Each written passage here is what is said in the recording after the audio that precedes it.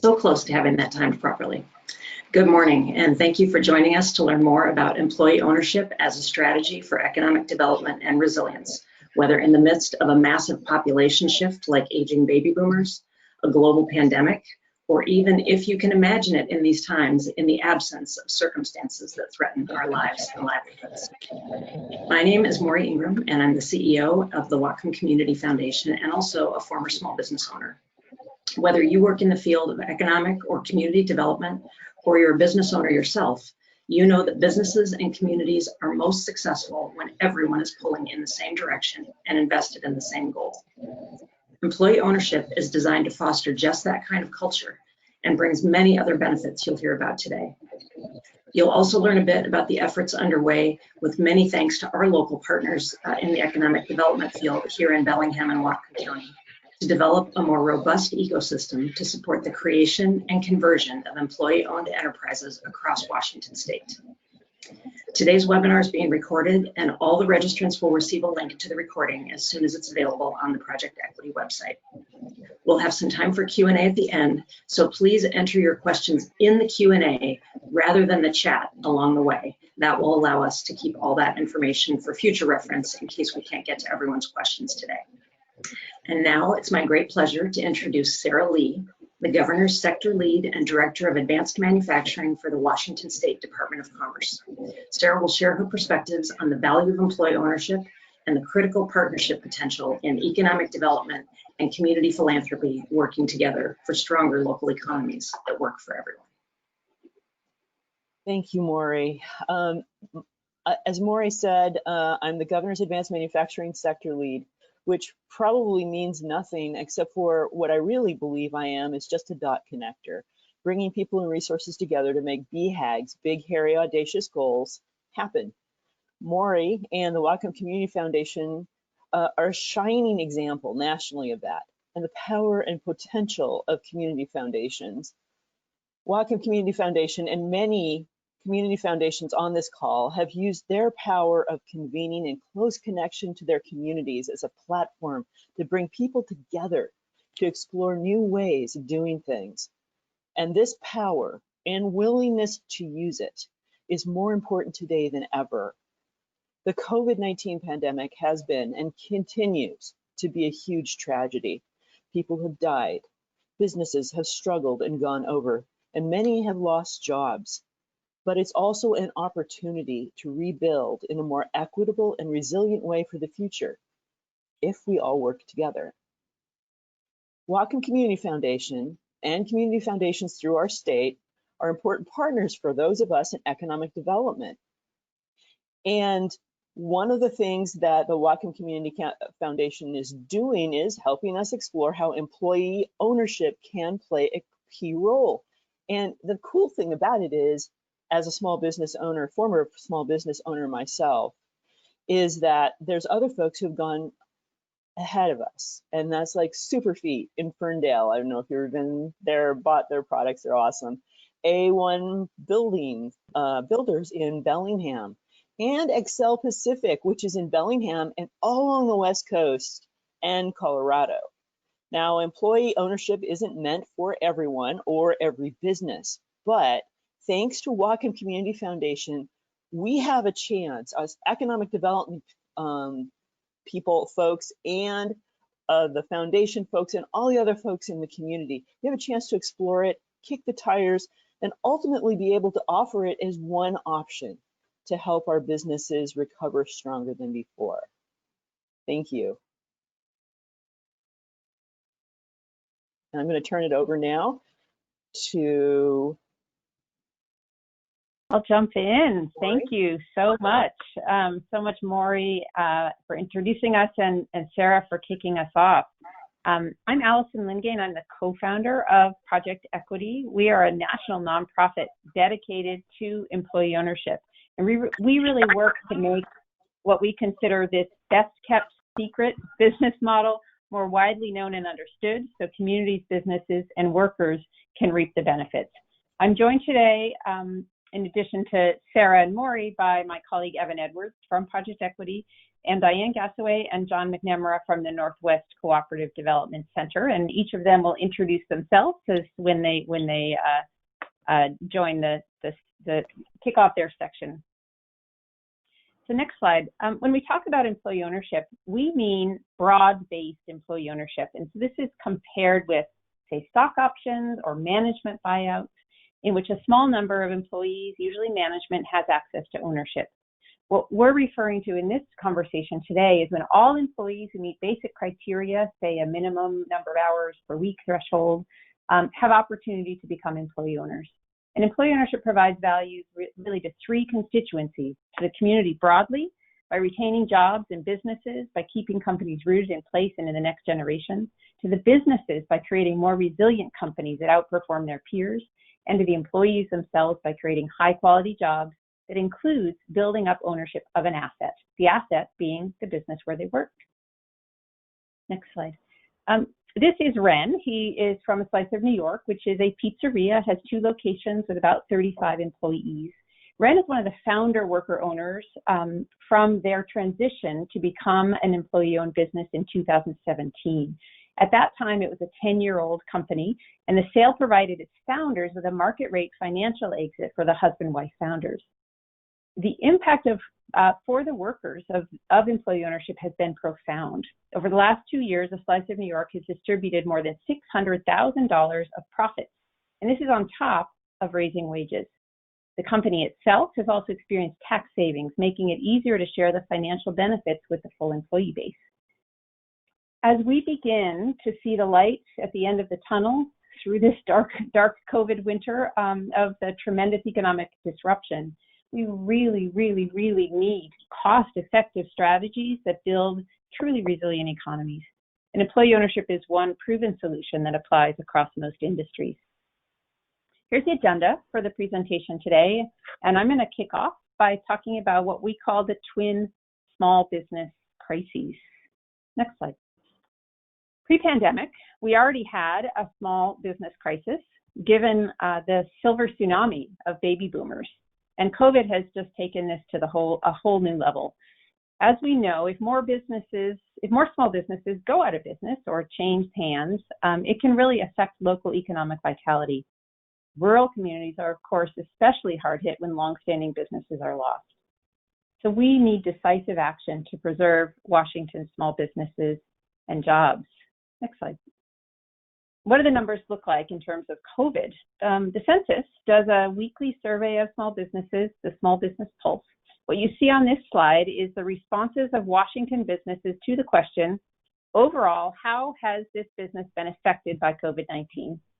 The takeaway is that it's affecting practically every business. 80% are either seeing a large or moderate negative effect. On the right, you'll see how different industries are affected. Not surprisingly, some are hit harder than others, hotels and restaurants, for example, but no industry has been spared. Next slide. And so this is all happening on top of the silver tsunami. It's estimated that 1 out of every 2 local job creators, these are the privately held small businesses with employees, are owned by baby boomers. And boomers today are aged 55 to 74. So the impact of their retirement is already being felt, but it is long from over because most baby boomers don't retire right at 65 from their businesses. Next slide. In the state of Washington, the estimate is that nearly 60,000 local employers are owned by baby boomers, employing nearly 600,000 people. So these are pre-COVID numbers, of course. So with nearly 60,000 businesses owned by people at or way beyond their retirement age, how many of those business owners want to forward invest to ensure their company weathers the crisis? Next, please.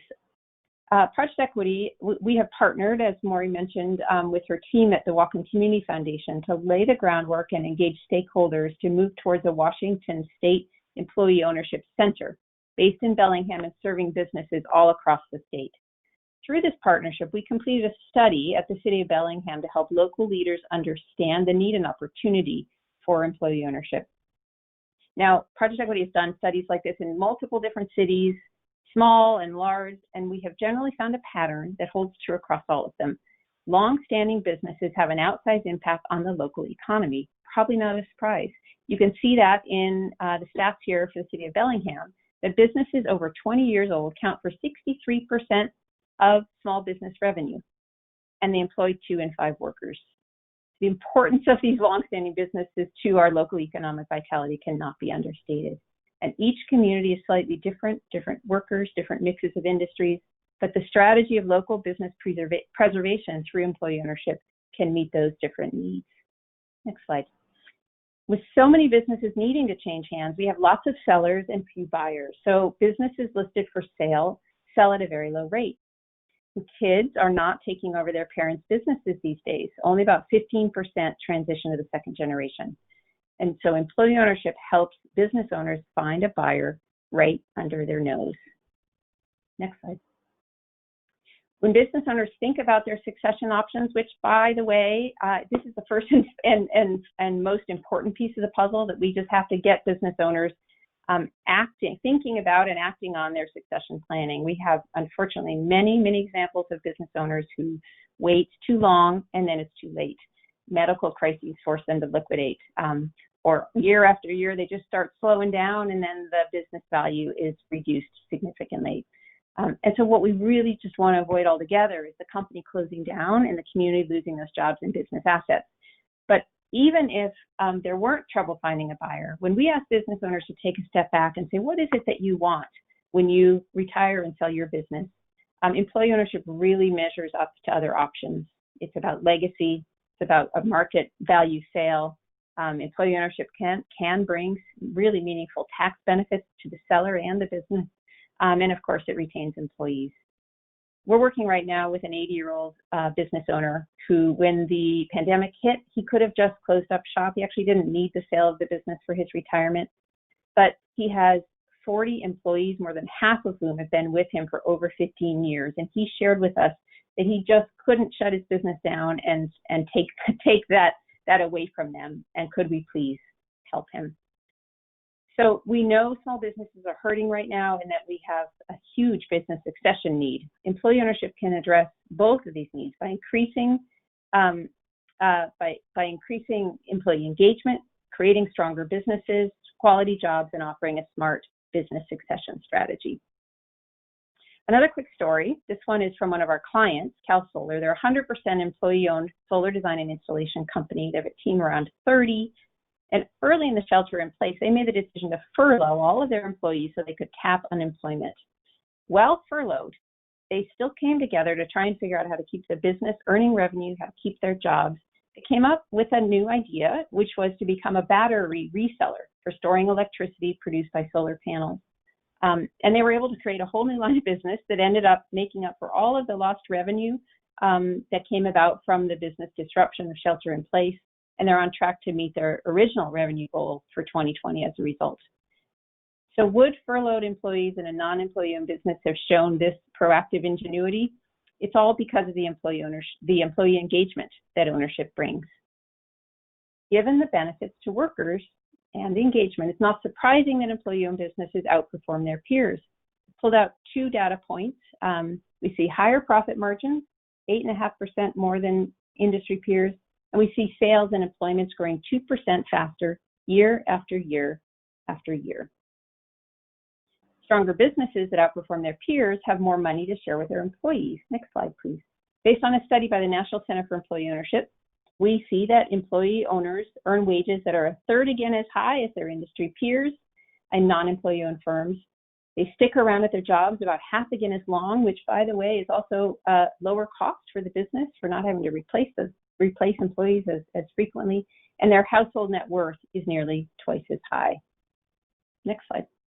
And we have a recent study published by the Employee Ownership Foundation that shows, talks about how employee-owned firms fared better and created job stability for their employees. The report talks about how the employee-owned companies experienced similar shock from the pandemic as other companies, but it was their response to the shock that was different. Non-employee-owned companies were nearly 6 times as likely to report that the business would never return to its usual level of performance. This is the kind of resiliency that we want lots more of in our local economies. So we're going to switch gears now And I'm going to pass it over to my colleague, Evan Edwards, to talk a bit about what employee ownership is and how it works. Hi, good morning, everyone, and thank you for your time and attention. Thank you for the introduction, Alison. My name is Evan Edwards. I am Director of Strategic Partnerships and Business Engagement for Project Equity. And two really important parts of my role include working with the leadership of localities, cities and counties throughout the U.S. to help them to understand the value of employee ownership as a business retention strategy that stabilizes economies and employment, as well as providing a pathway to business ownership for workforces. The other piece of my job that's really important is I have a team of 6 folks who do consultations with business owners. Every week we do dozens of consultations with the objective of helping them to understand how employee ownership transitions are a good way for them to have business succession and to see a return on their many years of hard work as a business owner. So I'd like to talk to everyone about a little bit about how employee ownership transitions happen. And so let's move into that right now. What is an employee ownership transition? A simple description, a simple description of employee ownership transition is when ownership of a business is conveyed from its legacy owner to its workforce. Now, notably, these transactions are financed via debt that is serviced by the new employee-owned entity and not the individual employees themselves. And though employee-owned, management and operations remain consistent even as governance of the business changes. Next slide. So what are the forms of broad-based employee ownership? The 3 more common forms are employee stock ownership plans, also known as ESOPs, worker cooperatives, and employee ownership trusts. ESOPs are the most commonly known form in the U.S. They're the best fit for companies with larger workforces, say 30 plus, 35 plus employees, and also with substantial EBITDA. ESOPs provide potentially significant tax benefits to both the legacy business owner and or shareholders of the business and the business itself. As a retirement plan, ESOPs are governed by ERISA law, and not to get into the weeds here, but there are certain regulatory costs that are a part of operating an ESOP, and that's the reason why they aren't necessarily a fit for smaller workforces and businesses that don't have significant EBITDA. Worker cooperatives are a fit for just about any size business. At Project Equity, we tend to focus on those that have workforces of 10, 15 or more employees. Co-ops are far less complex in their structure than ESOPs, and they also provide a more direct role in governance than an ESOP might. And finally, employee ownership trusts are a less common form and offer the benefits of customization for the selling owners for whom ESOPs or worker cooperative transitions aren't a fit. Next slide. So business readiness factors, it's really important, particularly in our work at Project Equity, because our work extends beyond simply wanting to transition business to employee ownership to also wanting to normalize employee ownership. In other words, have this become a business model that is readily executed by business professionals nationally. And it does a disservice if we are transitioning companies that aren't ready for that sort of transition. So what do we look for? Business got to be profitable, good financial health for the past 5 years, and experienced employees are really important because we want businesses to continue to succeed as they have in the years prior, and having a workforce that has management depth and an understanding of how it is that the business operates is really important. and then, of course, a proven track record of success. Next slide. So, once a business owner arrives at the conclusion that employee ownership transition is the right succession plan, how do they go about actually transitioning the business from their ownership to ownership by the workforce? Well, as with any other business transaction, a sale price and deal terms need to be established. Part of our work at Project Equity is helping business owners to understand how at what transaction price a business can be sold. We do that as part of our feasibility assessment process. Once that proposition has been established, the business obtains a loan. Now notice I said the business obtains a loan and not the workforce itself. And that's because the business then services the debt that pays the business owner through its going forward cash flow. Next slide. So financing the sale. Typically, in a typical transaction, there's 30 to 50% seller financing. So the business owner holds a note. We work with CDFIs. You all are probably familiar with them, Community Development Financial Institutions. They happen to have alignment with us, many of them mission alignment insofar as the importance of seeing employee ownership as a means for providing economic resiliency for workers. And so they are more inclined to support these transactions as lenders, generally the senior debt holder. And then there is a nominal buy-in that employees of a business may provide. This is as much an element of creating ownership culture. In other words, we want the workforce to have skin in the game. Now, keep in mind, please, that we understand that workers generally don't have cash sitting around that can be applied for this. And so typically in our feasibility or transition stage, Project Equity will structure a payroll deduction plan that will allow employees to be able to contribute to this employee buy-in at a rate that works for them through payroll deductions over time. Next slide, please. Accelerate Employee Ownership is an initiative that Project Equity is currently partnered with Shared Capital Cooperative to provide funding for these transactions. And by Q2 of next year, we expect to be able to offer financing that is inclusive of employee ownership setup costs and, as needed, working capital for business continuity. The goal is to make sure that cash flow isn't a barrier to employee ownership. Next slide. Unique benefits of employee buyouts.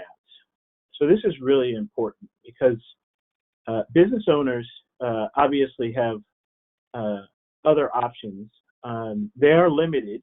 I think, as Alison pointed out, the ability to transition a business within a family is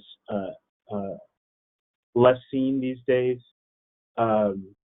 Selling a business on a platform or through a business broker is often a transaction with what we would refer to as friction. So the owner can't control the pace. The owner oftentimes sees erosion insofar as the sale price that they're looking for. And oftentimes with a strategic buyer or other acquirer of a business, the workforce is sacrificed. And so through employee ownership, the owners can achieve a fair sale price. It's based on an assessment of the capacity of the business to be able to pay for itself through going forward profits. The owner can control the pace of the transaction. So many times we meet an owner who would like to stay involved with the business over a period of time, isn't ready to leave at the point that a sale agreement is finalized. Employee ownership transactions provide the ability for owners to stay a part of the process and stay a part of the business. And then, of course, really important from a mission perspective, Project Equity, is that we're able to preserve the workforce in place, preserve jobs and economies, and basically allow for a continuity of legacy that is not achieved with sale to an outside buyer. Next slide. And so what does the employee ownership process look like? Well, it's really important for a business owner or anyone who's interested in employee ownership to explore the process. Once there is an understanding a little bit more of how employee ownership works and what the benefit might be, to then move to a feasibility assessment. And during that assessment, the owner wants to take a look at, is this really a solution that fits their particular circumstance, both from a personal perspective and also the perspective of the business and the workforce. And if those two boxes are checked, then a business can move into a transition phase. And that's when it's actually established how the employee-owned business will function going forward. And then, of course, there's closing the sale. And then finally, and of particular importance to project equity, is the thrive step, or step 4, which is essentially establishing that the business and the workforce are stable and successful on a going forward basis after the business owner has exited. And so with that, I hope you all have a greater understanding of how these transactions happen. I'm sure that you'll have questions. We can't speed through an explanation of this in just a few minutes and have it land with everyone. So we do look forward to your questions in this regard. And with that, I will pass the baton to Diane Gasaway.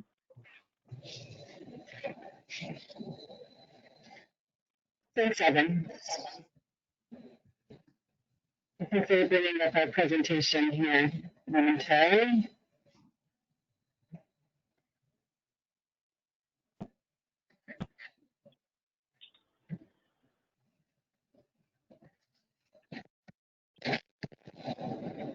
So as it's while we're bringing it up, I'll start with good morning to everyone, and let you know that cooperatives are one of my favorite topics. I'm glad to be participating in this presentation.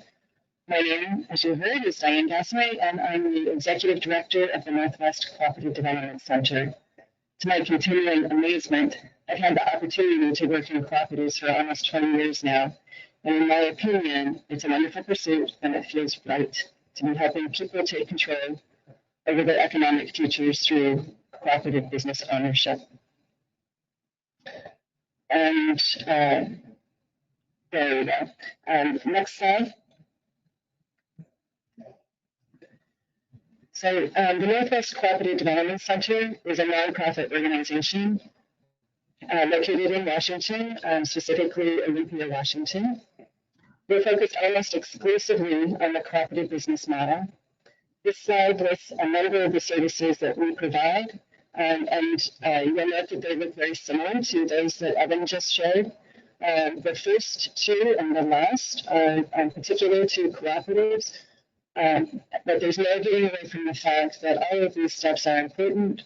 Our business has to, there has to be a reasonable expectation that that business will cash flow. The point to keep in mind is that cooperative board and governance roles are critical in the conversion and startup phase, as well as after launch, and this is where NWCDC comes in. To help workers navigate the development and conversion process, NWCDC currently has a team of 8 cooperative development specialists, including myself, our service territory, and John, who's also on this call.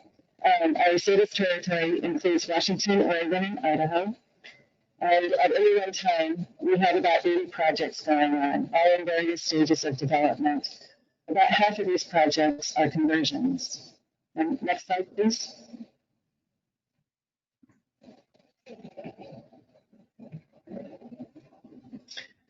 NWCDC is funded through grants, contracts, and donations. Many of the grants that we've received have been from USDA. They've been a great partner throughout the years, and the funding provides for much of the pre-development activities for co-ops located in rural areas. Recently, we've also had good conversations with other funders, and I'm hopeful to have new resources for the work that we undertake in urban locations. Currently, right now, our urban projects are either under contract with some creative form of financing, typically on the back end, or we're donating our time. One last note about funding in general that I'd like to share is that under the CDC, as a small loan fund, that worker co-ops have been able to access for working capital loans that wouldn't otherwise be available. So typically, these are low interest, long-term, low recourse loans. I'm also excited to share that this fall, we were awarded a grant from the U.S. Treasury Department to create a community development financial institution. And Evan touched upon that, known as CDFIs. We're excited to expand our loan program. This morning, we'd like to share a bit more detail about the assistance that NWCDC providers and small business, that NWCDC providers provide to small businesses that choose to convert, and some examples of recent conversions that, despite the challenges created by the current pandemic, are making real differences in the lives of their new owners.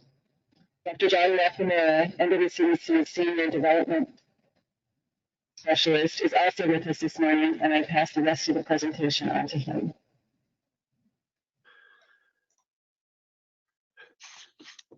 Okay, well, thank you very much, Diane. And yes, John McNamara, Senior Cooperative Development Specialist. I've been with NWCDC since 2014, and before that spent 26 years with a worker-owned taxi cab company, which at the time when I left was the second largest cab company in Wisconsin. One of the things we do is, or one of our partners in our work nationally is the Worker to Owners Collaborative, which is a project of the Democracy at Work Institute. And we tend to follow the outline that we're talking about here, which is consists of essentially 5 steps: explore, assess, structure, complete, and then support. I'll talk a little bit about each of these, but the key part of the exploration is, as mentioned earlier, is making sure that it's the business is a going concern, that it's profitable, and that it functions, but also going a little bit deeper into the weeds and understanding what it will cost to replace the owner. Sometimes in small businesses, owners aren't always compensating themselves for all of their work as the owner.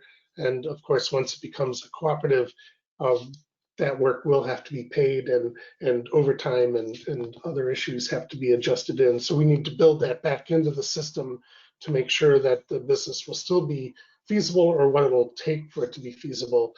And then the other end of it is to make sure that the staff actually want to become worker owners. And sometimes it's getting people over that barrier of thinking, they might see that the owner is fully dedicated to the business, and they don't necessarily want that level of commitment, but we are able to work with them. And the mantra, many hands make light work, is often a big part of that step of helping workers understand that becoming an owner in the sense of a co-op doesn't mean that they have to do everything, or that they are forever, committed to this business, but that they can participate and have a different relationship. The next step, of course, is getting into looking what the future will look like with ownership. Again, that's building out a basic cost analysis and developing a plan, bringing the entire staff into the discussion, and actually starting to practice democracy or democratic ownership at an early level, having the staff actually elect a buyout committee that then does most of the work in putting together the next phases, which includes working with outside professionals, not only us, but lawyers and accountants, to help determine the best type of sale, whether it's going to be what is called an asset purchase, where they create the co-op and the co-op buys the business, or whether it'll be a merger where the workers join the existing business and then change the bylaws to make it a cooperative model. And that then involves also talking about the structure and arranging financing with groups like Shared Capital and, like I said, like Diane mentioned, our own revolving loan fund. And also talking about what sort of financial commitment the future members of the co-op will be making. All of this, of course, ends up coming up on the close of the sale and celebrating that. But then we also continue the support afterwards, making sure that that the new board of directors and that the membership get the proper training and making that transition from being an employee to an owner of the organization, of understanding shared governance and learning how to run meetings and create policies and figuring out what changes they want to make in their culture. And usually that support will last up to at least the first general membership meeting where that buyout committee or the incorporating board becomes an elected board of directors and even beyond. So this is basically the formula that gets followed. There's a lot of nuances and juggling that happens in all this. It's not essentially linear. A lot of things will be happening at the same time, but it is a basic process. And so to round things out with a few minutes left, I want to talk about some of our successes. So if you can go to the next slide. So this is a really, I think, a nice list of some of the various types of businesses we have. I want to point out Working Systems. They're an example of, they're a software development company. And so they ended up being, I would say, a pretty light touch in terms of things. The company had already been using team management, and as software developers, they were used to writing or working in a world where everything is sort of an if-then situation. So if you do this, then this will happen. So that allowed them to pretty easily jump into to managing the company. And in fact, their productivity soared after the transition. And they're really a great success story of how fast that productivity can ramp up.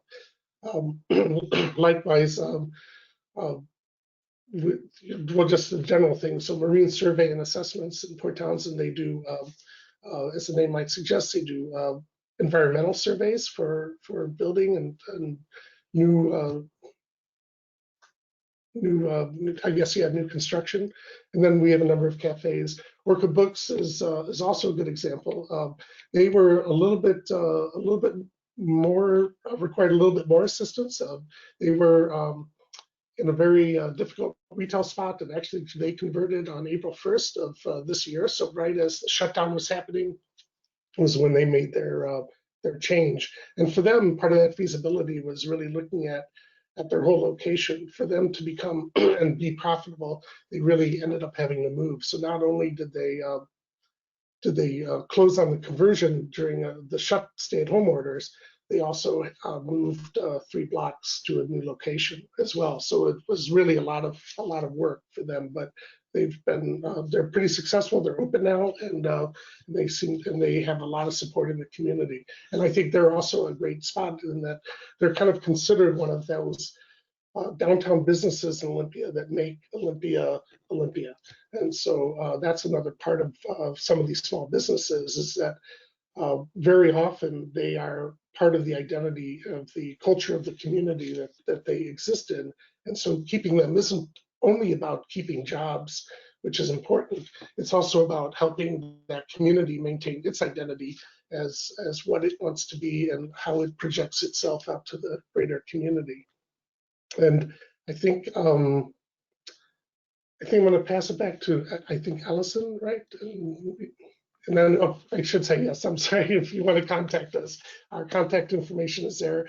We are always happy to talk with anybody about their options and take them through in a half hour to an hour with no worry about cost to explore what they want to do. Thank you. Wonderful. Thank you so much to both Diane and John from the Northwest Cooperative Development Center. And, as you can see, employee ownership really can be a fit for companies of all sizes. So from on the smaller end, about 10 employees or up, those tend to be a better fit for the worker cooperative form. And as the company size grows to many hundred and larger, we can look to all of the forms of employee ownership inclusive of employee stock ownership plans, employee ownership trusts, and worker cooperatives. So we are, I want to really encourage the folks who are joining the webinar today to pose your questions. We want to get a nice, robust list of questions going for our Q&A. So in the webinar panel, there is a questions section, and please go ahead and type your questions in there so that we can address them when we get to the Q&A in a few minutes. So, so in terms of resources for Washington businesses, you know, there are a number of really experienced, so in addition to the Northwest Cooperative Development Center, a number of really experienced qualified employee stock ownership plan or ESOP practitioners. So the question of who to go to, there's not a sort of a lack of resources to support the businesses. I do want to make a special note with the slide that we've got up here about small business development centers. You know, communities have a lot of resources that support small businesses. SBDCs are important because every single community has one. And so SBDCs, with the support of organizations that are already fluent, if you will, in employee ownership, can themselves gain enough fluency to play a really important role. You know, the numbers, when I talked about 60,000 companies owned by retiring baby boomers, the need for this is vast. And so these SBDCs that are embedded in every community can play a role in spotting businesses. We call it candidate spotting businesses that could be a fit for employee ownership. They can also potentially provide that first level of education, talking about employee ownership, getting the business owners interested enough to then be able to have a conversation, you know, set up a consult with an organization like the Northwest Cooperative Development Center, if a co-op might be a fit, with an organization like Project Equity to explore a full range of options. And then they can also partner with employee ownership experts to either learn how to directly provide or to engage that expert to help the business in areas like debt capacity analysis or preparing for the management transition. And one of the things that we do at Project Equity is we do partner directly with a number of SBDCs. We have relationships with SBDCs in both rural and urban communities. And we serve as a contractor to do this education of the SBDC, as well as to provide direct services to the business in the feasibility stage. Next slide, please. One really great example is the Western Washington SBDC in Bellingham that has partnered with the Whatcom Community Foundation to raise the profile of employee ownership as a viable option for succession planning. So CJ, their center director, might be on the webinar today, and she brought her entire team of business advisors to a half-day training that was hosted by the Whatcom Community Foundation and put on jointly by Project Equity and the Beister Institute. Beister is a wonderful employee ownership organization that is out of the Rady School of Business at UC San Diego. So this is just one example of how SBDCs can kind of get up that learning curve of employee ownership and be ready to engage with small businesses in their community. We also want to highlight community philanthropy as a really important partner in spreading the need and opportunity of employee ownership. Two conversations really all across the state of Washington. Community foundations, affinity funds, like Potlatch and the Latino Community Fund, and United Ways are all involved in bringing this conversation together today. Okay, so, you know, if you are somebody who is a small business advocate or economic development professional or at an SBDC or another small business organization, what does it look like to start the conversation with business owners? So we could go to the next slide. You know, these things on the left here on the slide are what we often hear are some of the motivations for business owners. So in this first one, I want to preserve what I've built and I want to see it thrive both during and after this crisis. So really integrating, and this is, you know, talking about the business owner, well, integrating employee ownership and investing in an ownership culture makes the business more resilient, or, you know, helps the business get through the crisis and then, you know, really go back to it's how things were. Remember the story about the solar company and how the owners really came together during the crisis.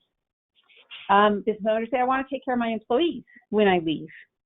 Well, in employee ownership, employees share in the success of the business through profit sharing and asset appreciation. So it really does that Or, gosh, I've struggled to find a buyer. I'm not sure I'm going to be able to find a buyer.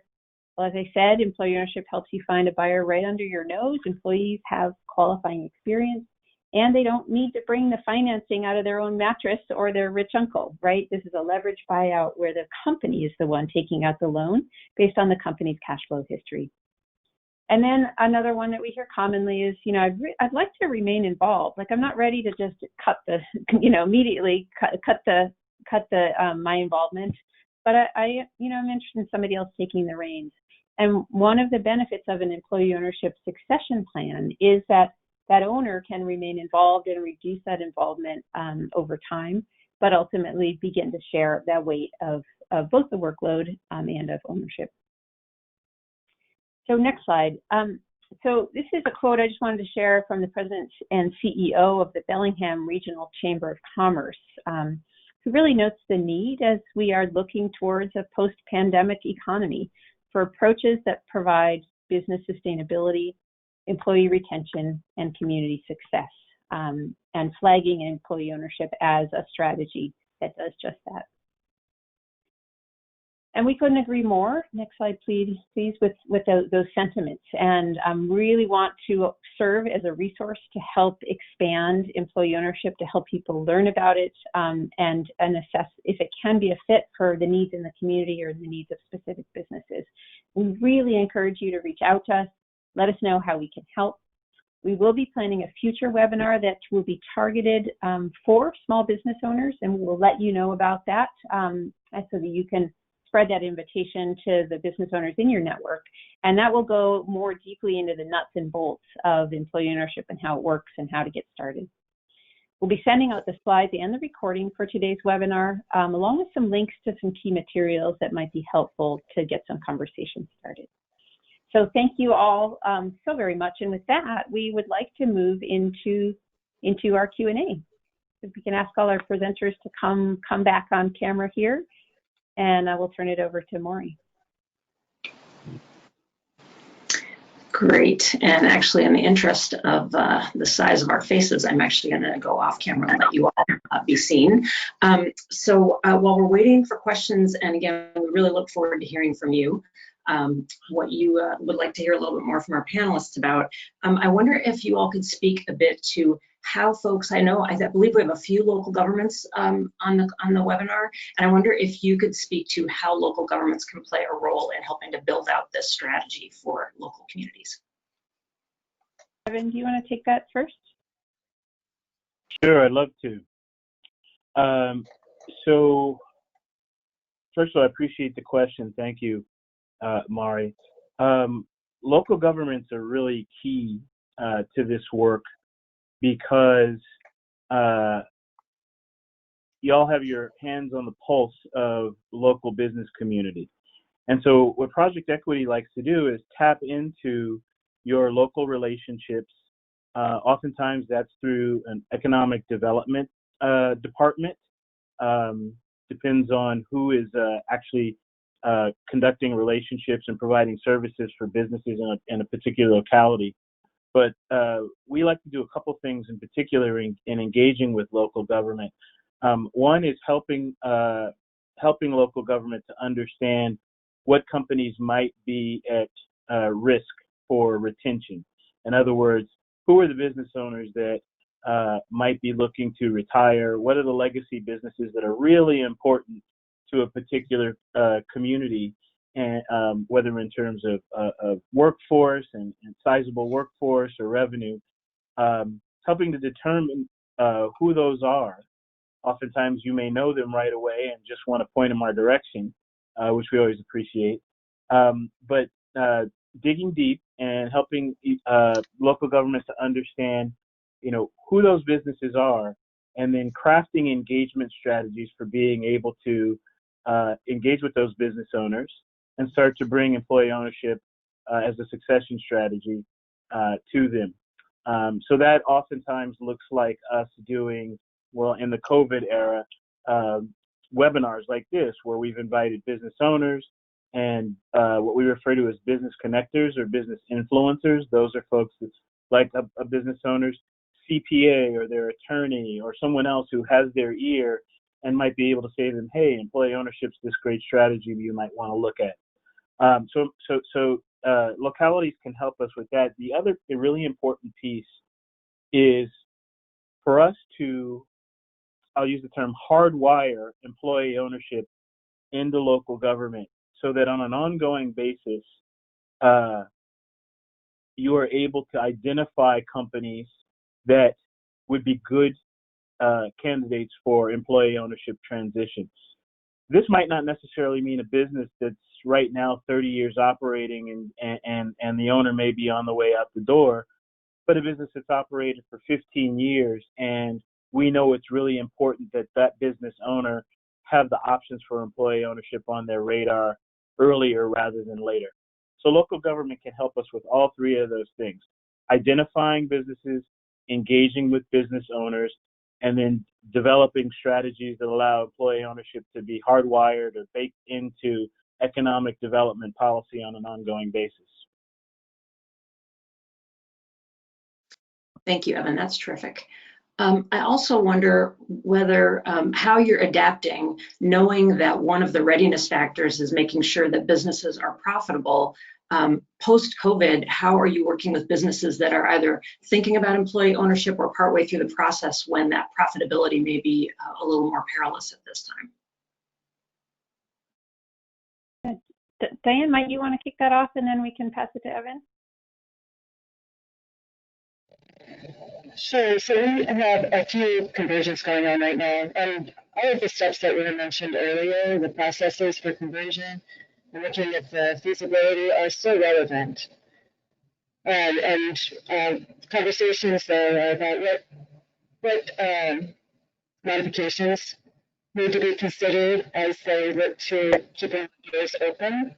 And John mentioned how with working systems, they really excelled once they took over conversion and had ownership of where the business is going. And that's not an unusual occurrence. We've seen that happen with other conversions, and getting those new ideas going and being able to implement them has been super useful. And Alison also referred to the solar business that did the same thing, where they pivoted and found new ways to keep their doors open. So feasibility is still a really important part of that, and as are all of the other steps.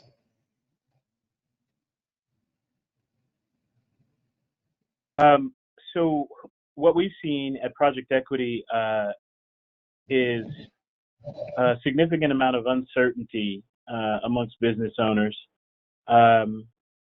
given the crisis. And obviously, as Alison alluded to earlier, a fair amount of business disruption. We've tried to take that into consideration in our feasibility assessment process. And so, 2020 is largely a snapshot, right? Historical financial performance remains really important to us. And then within our feasibility assessment process, we're taking a lot closer look at the business's current resiliency and its ability to rebound and sustain on the other side of COVID. And so there's a little bit more art that's now a part of the science with respect to our work. But we recognize that, this is hopefully just a snapshot in time, and businesses that have prior strong fundamentals, if we can find ways that support those fundamentals existing on the other side, we think those businesses will remain strong candidates. Now, to that end, I mentioned towards the end of my section of the presentation that we're coming close to closing a fund.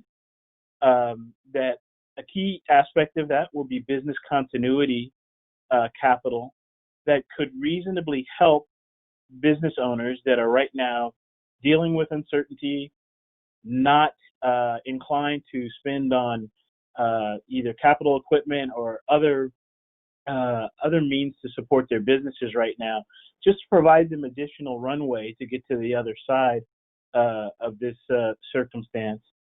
And part of the incentive is that an employee ownership transition on the other side can also provide them a succession means by accessing some business continuity capital, we would call it. So we are remain cognizant of this circumstance not necessarily being indicative of a business's history or its future, and we try to be very mindful of that when we're doing an assessment of a particular business right now. Alison, can I add one thing? It's about so we are running into a little bit of a hiccup with the PPP loans that many of the businesses have received.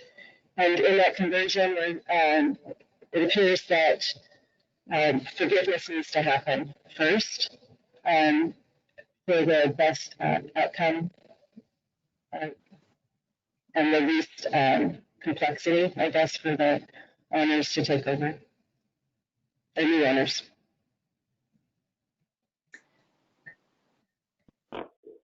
You're muted, Alison. Yeah, Diane, I'm just saying your sound quality is coming in a little hard to understand. I don't know if there's an alternative method.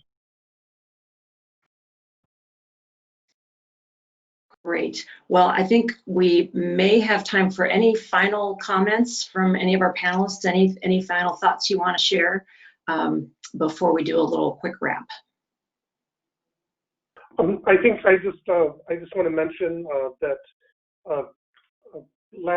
about a year or so ago, we worked with a couple of attorneys out of Colorado to do a series that we call the Legacy Project, and we videotaped their 3-hour presentation, and it's on our website and easy to digest 20-minute segments that talks about the tax and different structures of employee ownership. And if people go to our website at wcdc.coop and look for our Legacy Project, I put the link in, hopefully the link can be sent out, but it's a nice primer for people to go deeper into the discussion. Wonderful. Thank you. Thank you so much. Mm-hmm. Go ahead. I would just like to put a little bit finer point on the comment Alison made earlier about the Silver Tsunami. We're at a very unique time in U.S. economic history from the perspective that we have this very large cohort of baby boomer business owners who will be exiting in the next 5 to 15 years.